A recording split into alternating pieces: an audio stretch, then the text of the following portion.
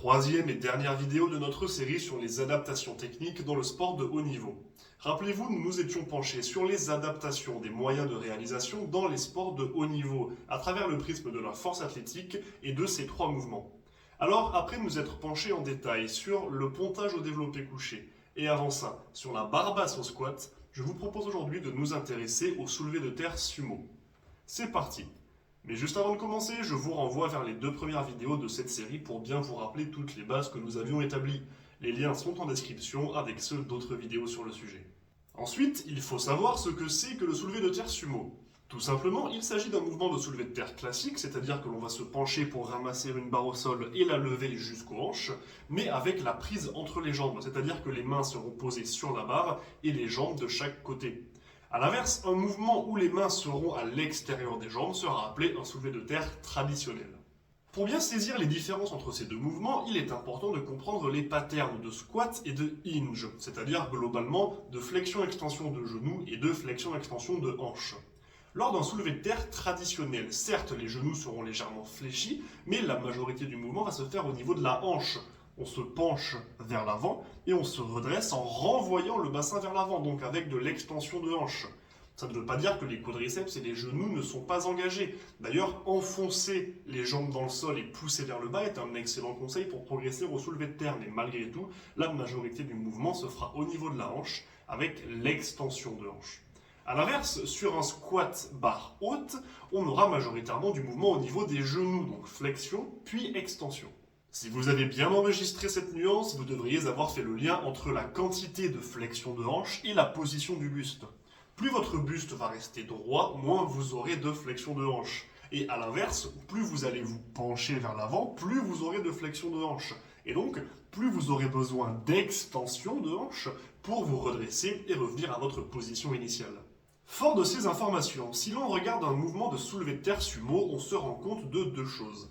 Premièrement, l'amplitude est en général réduite par rapport à un soulevé de terre traditionnel. Et deuxièmement, le buste est beaucoup plus droit, ce qui signifie moins de flexion de hanche. Vous comprendrez facilement que plus vous écartez les jambes, plus vous allez rapprocher votre bassin du sol, ce qui va réduire l'amplitude de mouvement. Forcément, vous voulez lever la barre du sol à votre bassin. Donc plus les deux sont proches, moins il y aura de chemin à parcourir. Donc on se retrouve avec moins de flexion de hanche, ce qui signifie que si l'on gardait la même amplitude que pour un soulevé de terre traditionnel, il faudrait compenser avec un mouvement d'une autre articulation, typiquement la flexion de genou. Forcément, à amplitude égale, si jamais vous utilisez moins d'extension de hanche pour vous redresser, c'est que vous utilisez plus de l'extension d'une autre articulation afin d'arriver à la même amplitude. Mais comme nous venons de le dire, en soulevé de terre sumo, l'amplitude est réduite en général. Parfois légèrement et parfois largement. Donc le fait d'avoir enlevé de l'extension de hanche ne nous force pas forcément à devoir rajouter énormément d'extension de genoux. Nous plaçons nos articulations dans des degrés de flexion moins prononcés pour pouvoir soulever la barre.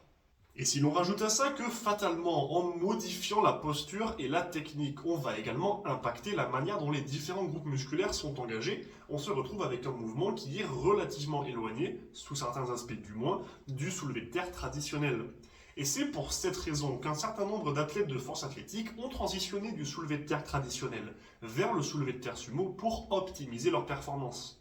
Parce que pour des raisons qui leur sont propres, la différence d'amplitude de mouvement, la modification des degrés de flexion articulaire, les différents groupes musculaires engagés leur permettent de se sentir plus à l'aise et de soulever plus lourd sur le soulevé de terre, ce qui reste l'objectif du sport de la force athlétique.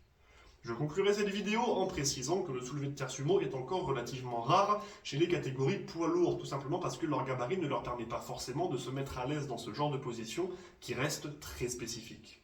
J'espère que cette vidéo vous a été ou vous sera utile et surtout qu'elle était claire. Si vous avez des questions, suggestions ou n'importe quoi sur ce sujet ou sur un autre, n'hésitez pas à passer par les commentaires ou contactez-moi directement via mes réseaux sociaux. Les liens sont en description, ainsi que les liens vers d'autres vidéos, les premières de cette série, mais également d'autres sur le sujet. Sur ce, bon entraînement et n'oubliez pas, rendez-vous fiers.